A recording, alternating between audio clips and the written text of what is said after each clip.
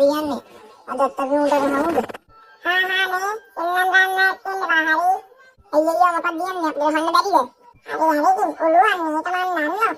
එහෙනම් මොකක්ද කියන්නේ? මේ අදවන්නට නිදහසේ ඉන්න දීපaya කොහෙද දාලා එහෙනම් සුපුන් අපි යනවා බයි.